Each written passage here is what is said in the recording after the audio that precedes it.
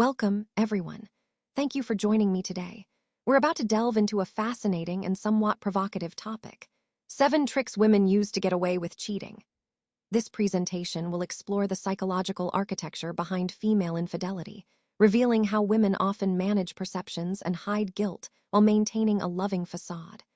We'll uncover the emotional and behavioral tricks that can help explain this complex subject. So, let's get started and explore these intriguing dynamics together. All right, let's talk about the overcompensation strategy. When someone is using this tactic, she might become more caring, more romantic, and more sexually attentive. It's like an emotional and physical effort to cover her tracks. Guilt can actually cause a temporary boost in certain behaviors, like thoughtfulness, sexual enthusiasm, and acts of service. But here, the key point, she's not doing this out of genuine love or affection. Instead, she's doing it to neutralize suspicion. The idea is, if I treat him like royalty, he'll never think I'm betraying him. Now, let's understand the psychology behind this. When the brain experiences guilt, it tries to restore emotional balance. It does this through what's called cognitive dissonance reduction, exaggerating affection or kindness to ease internal conflict. But here's the danger. Many men mistake this guilt-driven affection as proof of loyalty or true love. They see the increased attention and think, "Wow, she really cares," when in fact, it's a defense mechanism. So it's important to recognize that these behaviors are often about managing guilt rather than genuine feelings. Let's talk about the best friend alibi.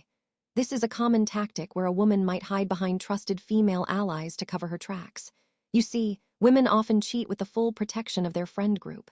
They might say things like, "I'm with Sarah," or "girls' night out," or "we're planning a birthday." These kinds of statements create a convincing story that makes it hard for others to doubt her whereabouts. But these friends aren't just innocent bystanders. They play a crucial role.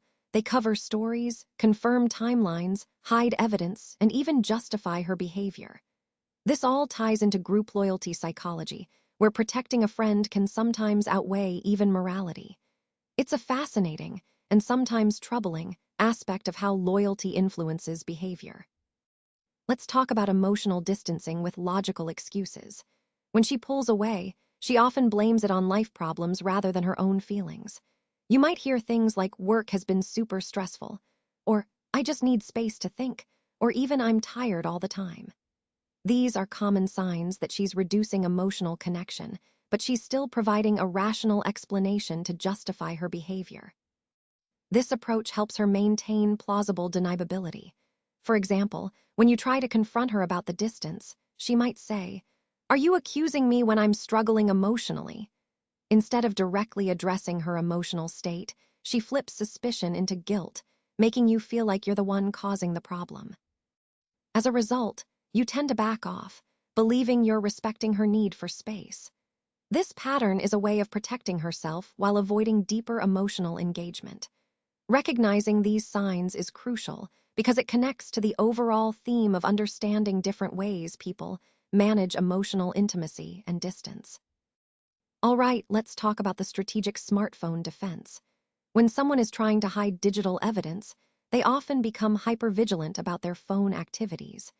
You might notice behaviors like keeping the phone always face down, which is a clear sign they don't want anyone peeking at their screen. They also tend to delete messages or erase chat histories to wipe away any trace of conversations. You'll see them using extra privacy apps, things designed specifically to hide or encrypt their data, and suddenly changing passwords or creating new ones without much explanation. Protecting notifications becomes a top priority, almost as if their life depends on it. They don't want any alerts or pop-ups revealing sensitive information. Women, in particular, tend to leave fewer digital trails. They're more likely to curate what they share and hide. Phones, in these situations, aren't just communication tools anymore. They become vital risk management devices during affairs or other secretive activities. They're carefully managed to minimize exposure and protect their privacy at all costs. This strategic behavior underscores just how serious some individuals are about controlling their digital footprint. Let's talk about weaponized anger and accusations. What happens here is that she flips the script by becoming suspicious of you. Instead of addressing concerns directly, she redirects the focus onto you. If you ask questions or try to clarify, she deflects with statements like, "Why are you so paranoid?" Or "You don't trust me," or even "You're controlling." The goal of these emotional attacks is twofold. First, to shut down your investigation into her behavior, and second, to make you feel guilty so you stop questioning her altogether. This manipulation creates a smokescreen of anger. If you start feeling guilty, you might stop asking questions altogether, which allows her to maintain control and keep her true intentions hidden. Recognizing these tactics is crucial because it helps you stay grounded and avoid being pulled into that emotional trap. Remember, her anger isn't about real conflict. It's a tool to silence you and to make you doubt your own perceptions. All right, now let's talk about some plausible work-related cover stories that people might use.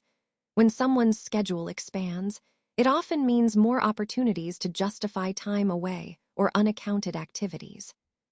Common excuses include things like overtime, claiming the project is just crazy and requires extra hours, or a last-minute work trip, which sounds spontaneous but serves as a perfect cover.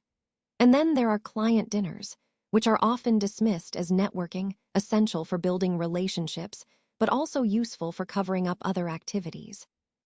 Work itself creates some natural cover advantages.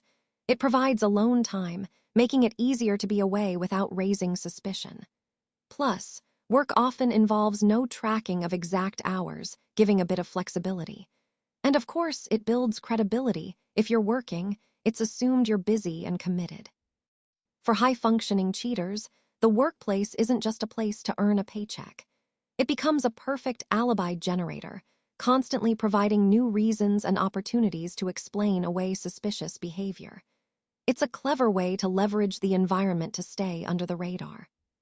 All right, let's talk about the relationship martyr narrative. This is when she portrays herself as the victim, making you doubt your own instincts. She might say things like, "You don't appreciate me," or "I feel alone in this relationship," or even, "I've been unhappy for so long." These statements are designed to reframe the situation and shift the focus onto her suffering. By positioning herself as emotionally deprived, she justifies her affair to herself, and to you, by saying, "I deserved love that I wasn't getting." This kind of self-justification is a manipulation. It makes you feel responsible for her betrayal, as if you somehow pushed her into seeking affection elsewhere. And if the truth does eventually come out, she's already prepared a defense. "You pushed me into someone else's arms." It's a way to deflect blame and make her seem like the victim, even in her betrayal. Understanding this pattern helps us see through the manipulation and recognize the bigger picture in these complex emotional dynamics. So what do all these 7 tricks have in common? Well, it's really interesting. Women don't tend to hide their actions outright. Instead, they hide their intentions. It's a subtle but powerful difference. Men, on the other hand, often look for obvious signs like sexual withdrawal, suspicious behavior, or physical distance. These are the more visible clues we're used to spotting. But women tend to cheat emotionally. That means they work hard to maintain stability, protect the routine, and preserve your perception of things. They want to keep everything seeming normal on the surface.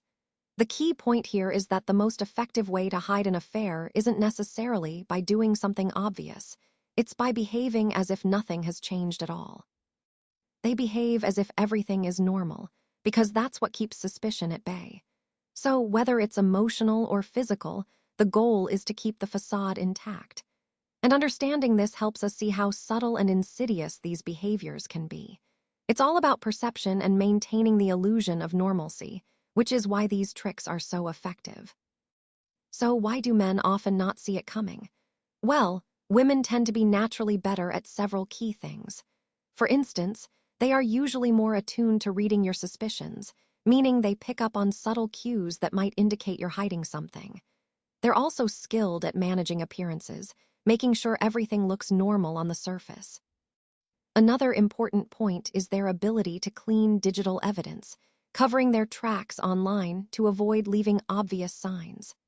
Plus, they're adept at using emotion as camouflage, hiding their true intentions behind a facade of feelings and reactions. All of these skills mean that women don't get caught by accident. Instead, they often get caught when they're ready to leave, when they've decided the moment has come to reveal everything. This connects back to our overall theme, that understanding these behaviors can help us better recognize and respond to situations that might otherwise surprise us. It's about being aware of how these skills operate behind the scenes and what that means for trust and detection.